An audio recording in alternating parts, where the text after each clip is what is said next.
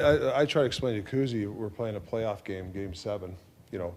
That's what you got to look at. I'm not looking at him to dive and block shot. Game 7s, you guys usually do that, but I'm not looking for him to dive, head phase, block shots and stuff. But there are some parts of his game he has to be responsible. The offensive part, he's a magician with the puck, but he's definitely got to come back in certain areas, and we have to count on being in these areas. We can't rely on Demko making those saves in the slot all the time for him. But it's not just him; it's the whole team. But I think his defensive game has got better, way better in the last weeks and weeks. So it's a work in progress. But the one thing with Kuzi I like coach him is he knows it. He buys in. He knows it. He's not fighting it, which I like. How much better has he gotten in the last month with you being here, and what do you like about his game the most right now? Well, I think his defensive game's getting better. It's just creativity. I didn't know his shot was that good, his release, and then even that goal Millsy gave him. Most guys probably would have shot that, and the goalie came out, and then that's high level stuff. The patience to score that goal. You don't usually associate recall guys with culture carriers, but DiGiuseppe getting the 2-year extension. Yeah. He's probably been everything you could have hoped for, and a guy who's been around, played for Brind'Amour, gets it, and has been able to bring you something above just a recall guy. Yeah, I think we were really searching for a north-south guy. Guy just gets on the forecheck and wants to play north.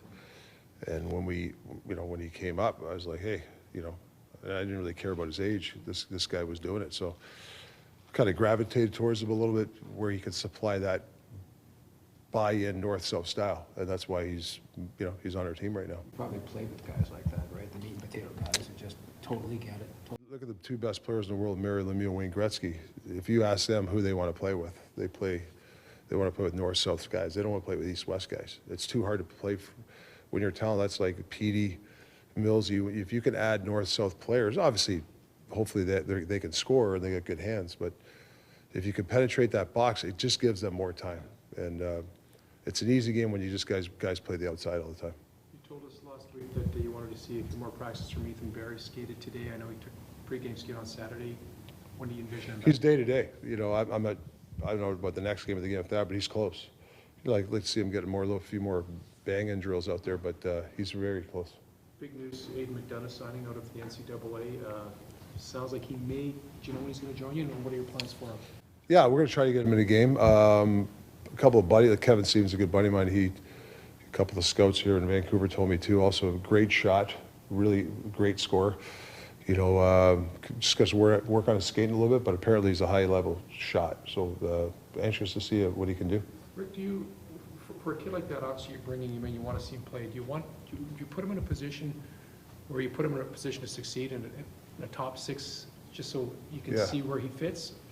Yeah, it's a tough one because I like the way the team's playing. So I'm not gonna. It's not like he's coming in and we're gonna put him in right now. I gotta.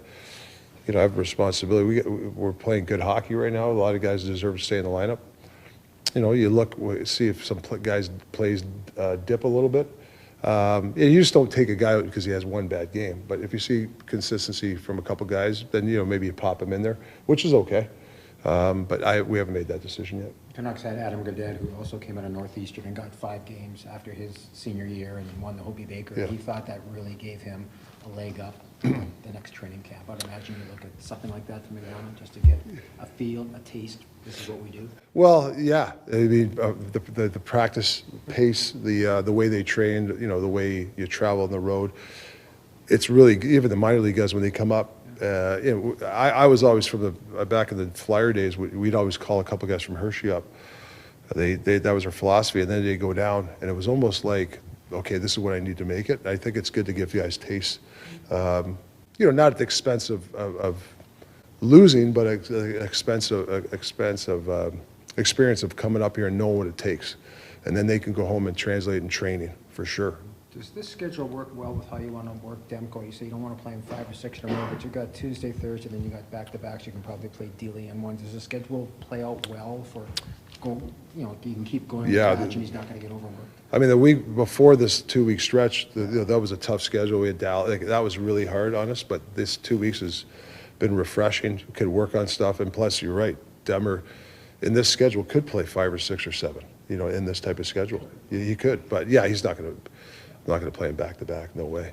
You got a chance to check out Abbotsford yesterday. Some of the young players in that, Linus Karlsson having a heck of a season down there. What did you take away from that game last night?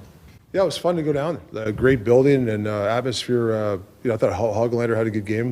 He's an interesting guy. A forecheck guy. He was on the puck all night. Karlsson, you're right. I liked his game. I can't remember. Is it Klimovich? Yeah. I actually don't. First round pick, right? I actually kind of didn't mind him. I don't know much. Like I said, I'm coming in blind, but I didn't mind him last night. Just seeing what he does. But yeah, it was. I thought both teams. It was a really hard-working game. It was a lot. They lost in overtime, but it was really fun to watch. Probably should do that more often when I get the time. It's only an hour drive, so it was. Daniel took us down. Me and Footy. It was really. It was great to talk to the coaches down there. It was fun actually. Had a good time. With Vasily, he started to obviously build some confidence in his game after spending some time in the American League. In terms of the off-ice factor, for example, last year he was coming over from Russia, learning English, and he didn't have any other Russian players to lean on, as opposed to this season. He had Mikheyev, obviously, before his injury, Kuzmenko now perhaps off. How much do you think it can help a player like that, just in navigating season life in general, to have other sort of Russians? Is that Potsy? Yeah. Potsy, yeah. He's been a mentor to Kravtsov. They're Mutt and Jeff. They go everywhere, and I think that's really going to help Kravtsov. I think I didn't know Potsy. I mean, I knew first round pick and kind of a bullish type of guy, but his work ethic is next on. I think he's going to spend a lot of the summer here, and that's just for me. That's what, as a coach, when you have guys like that who gravitate where Kravtsov will be him. Kuzi, I think, is hanging around with him. And then the key is Sergei Gonchar's here. And he's got, if we have 3 or 4 Russians, he's going to be a key for those guys to develop, for sure. But Podsy's he works with the Twins every day. Talking about some of those guys in Abbotsford, how valuable will the experience be for them down the stretch here and potentially getting into the playoffs as well? And getting because, yeah. I mean, that's how you want your players to play in meaningful games.